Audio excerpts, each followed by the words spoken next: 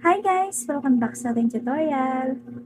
Medyo matagal-tagal din po tayong hindi nakapag-tutorial, ano? So anyways, hello sa mga nanay dyan na katulad ko. Isa din ba kayo sa mga namproblema pagdating sa assignment ng mga anak nyo?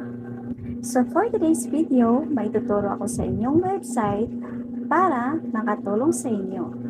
Disclaimer lang po ha, para lang po ito sa mga nanay na gustong mapadali yung gawain nila. So kung paano, sundan niyo lang po ito at ituturo sa inyo.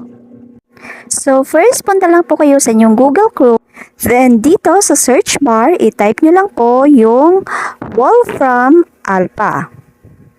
Ayan po. Then after that, i-click nyo lang po yan.